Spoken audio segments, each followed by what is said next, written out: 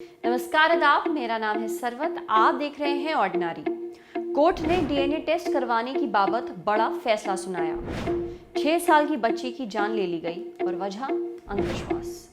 अपनी बेटी के लिए 51 साल की मां बनी सरोगेट। इन सब के बारे में जानेंगे ऑर्डिनरी की स्पेशल न्यूज बुलेटिन विन यानी वुमेन इन न्यूज में।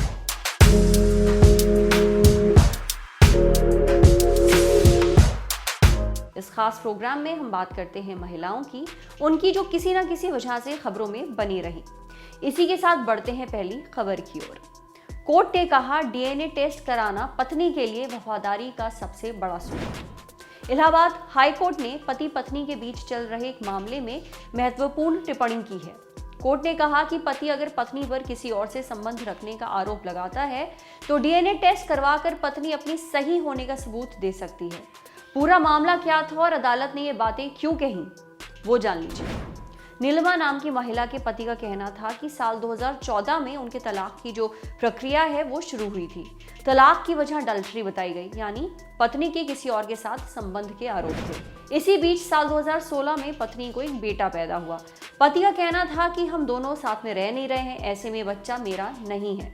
पति ने कहा कि डीएनए टेस्ट करवाओ। हमीरपुर की फैमिली कोर्ट ने भी माना बच्चे का और पिता का डीएनए टेस्ट कराया जाए। मैच हुआ तो सच सामने आ जाएगा। अब इसी बात को लेकर पत्नी हाई कोर्ट पहुंच गई।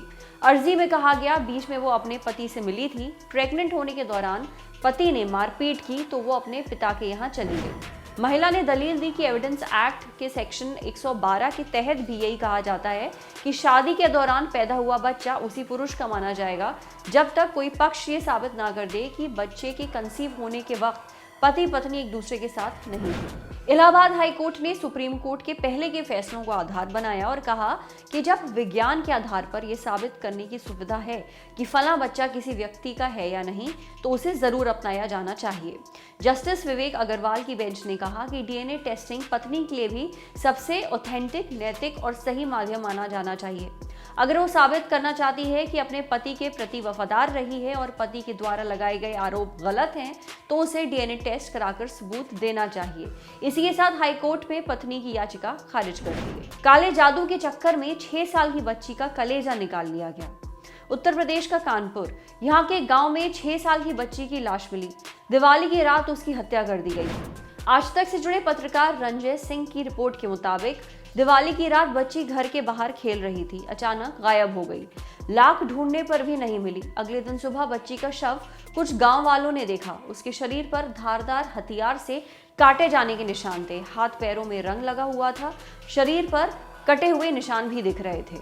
अब पुलिस ने इस मामले में 4 आरोपियों को गिरफ्तार किया है। पुलिस का कहना है कि मामला तंत्र मंत्र से जुड़ा है। काले जादू के लिए बच्ची का जिगर, फेफड़ा, आंत ये सारे अंग निकाल दिए गए। पुलिस के मुताबिक आरोपियों ने कबूलनामे में बताया कि उनके चाचा परशुराम ने उन्हें पैसे दे दिए थे लड़की को मारकर उसका कलेजा ले जाने के लिए।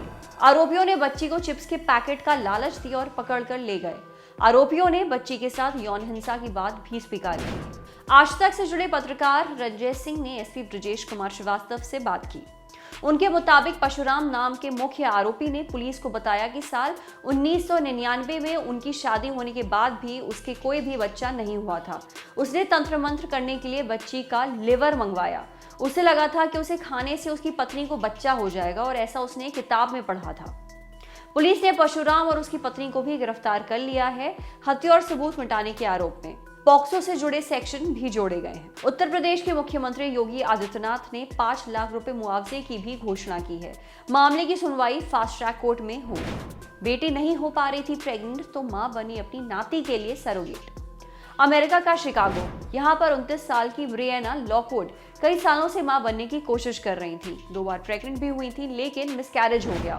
आज तक में छपी रिपोर्ट के मुताबिक ब्रिएना को सर्जरी से गुजरना पड़ा। इसके बाद प्रेग्नेंट होना उनके लिए काफी खतरनाक हो गया।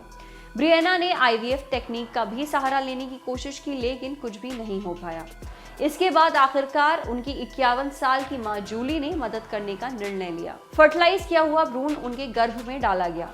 ब्रिएना ने अपने इंस्टाग्राम पर अपडेट देते हुए बताया कि मेरी माँ एक रॉक स्टार है। उन्होंने जिस तरीके से मेरी मदद की है मैं अपने आप को बेहद लकी महसूस कर रही हूँ कि मुझे ऐसी माँ मिली। जूली का कहना है कि वो इस दौर में भी काफी कंफर्टेबल थी।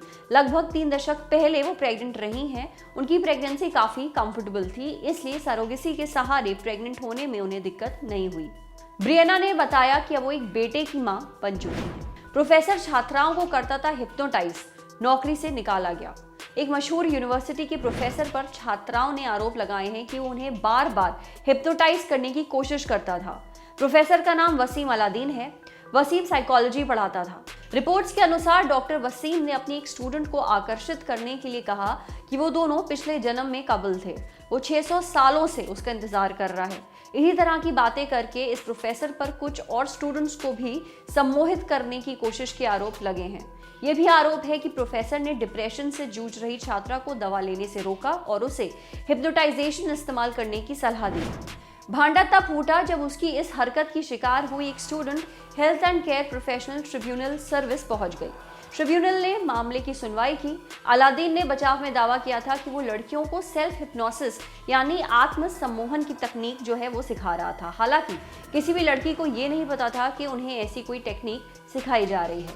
इस मामले में ट्रिब्यूनल का कहना है कि उनके पास रेप की शिकायत नहीं आई है, लेकिन प्रोफेसर की कुछ हरकतें ऐसी रही हैं जिनसे काफ़ी शक होता है। उसकी हरकतों से 2 स्टूडेंट्स के मानसिक स्वास्थ्य पर भी काफ़ी असर पड़ा है। उनके कुछ फैसले सेक्सुअल मोटिवेशन से भरे थे। इसी मामले के बाद प्रोफेसर को यूनिवर्सिटी से हटा दिया गया। माया सांदू माल्डोवा की पहली महिला राष्ट्रपति। यूरोप का एक छोटा सा देश है माल्डोवा। पहले सोवियत संघ का हिस्सा था। डिवीजन के बाद स्वतंत्र देश बन गया। वहां की इकोनॉमी बाकी यूरोपियन जो देश हैं उनके मुकाबले जरा कमजोर है। वहां पर पिछले 3 हफ्तों से राष्ट्रपति चुनाव हो रहे थे। इस चुनाव में यूरोपियन यूनियन के समर्थन में खड़ी राजनेता माया सांदू जीत गई हैं। अर्थशास्त्र और इंटरनेशनल रिलेशंस की पढ़ाई करने वाली माया हार्वर्ड में भी पढ़ाई कर चुकी हैं। वर्ल्ड बैंक के साथ भी उन्होंने काम किया है। साल 2014 से 15 तक माल्डोवा की प्रधानमंत्री भी रही हैं। इस वक्त party of action and solidarity को लीड कर रही हैं। इस चुनाव में मैया के सामने रशिया समर्थक कैंडिडेट इगोर डोडोन थे। चुनाव जीतकर मैया माल्डोवा की पहली महिला राष्ट्रपति बन गई हैं। आधिकारिक नतीजों की घोषणा आने वाले कुछ दिनों में होगी। अब बारी है सेक्शन आज की और नारी की। इस सेक्शन में हम आपको मिलवाते हैं कि ऐसी आम महिला या लड़की से जो कोई सेलिब्रिटी नहीं होती है, लेकिन उसे देश की सभी महिलाएं प्रेरणा ले सकती हैं। आज की हमारी और नारी है रीना। कभी खरीद कर लाई गई थी हरियाणा से, आज घर के बाहर अपने नाम की प्लेट लगी है। रीना को पश्चिम बंगाल से हरियाणा लाया गया था। शादी उम्र में 15 साल बड़े व्यक्ति के साथ हुई। उन्हें मोलकी कहा गया, यानी ऐसी दुल्हन जिसे दाम देकर खरीद कर लाया जाता है। अब रीना की तरह 1.5 लाख महिलाएं ऐसी हैं हरियाणा में जिन्हें मोलकी कहा जाता है। उन्हें बहू बनाकर तो ले आया जाता है, लेकिन उन्हें परदेसी बहू से ज्यादा दर्जा नहीं दिया जाता। अब यहाँ 45 साल गुजारने के बाद रीना को अपना नाम मिला है। उनके घर के बाहर की नेम प्लेट पर लिखा है रीना निवास। आज तक से जुड़े पत्रकार प्रवीण कुमार की रिपोर्ट के मुताबिक परदेसी बहुओं को उनकी पहचान दिलाने का ये काम सेल्फी विद डॉटर फाउंडेशन ने शुरू किया है। इससे इस तरह शादी कर लाई गई दुल्हनों को उनकी पहचान के साथ साथ जायदाद का मालिकाना हक दिलाने की भी पहल की जा रही है।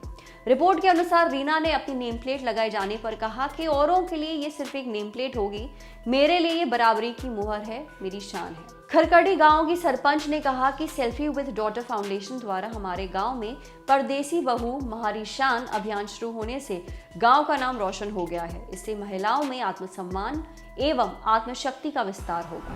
तो ये थी आज की खबरें। अगर आप भी जानते हैं किसी ऐसी महिला को या लड़की को जो दूसरों के लिए एक मिसाल है, तो हमें उनके बारे में ज़रूर बताइए। मेल करिए lallantopwomeninnews@gmail.com पर। आप तक ये खबरें लेकर आई थी प्रेरणा। कैमरे के पीछे हमारे साथ हैं राशिद। ये वीडियो फेसबुक पे देख रहे हैं तो हमारे फेसबुक पेज को लाइक करिए। यूट्यूब पर देख रहे हैं तो हमारे चैनल को सब्सक्राइब करिए। बेल आइकन पर ज़रूर क्लिक कर दीजिए ताकि जब भी हम कोई नया वीडियो अपलोड करें तो उसका नोटिफिकेशन आप तक सबसे पहले पहुंचे। शुक्रिया।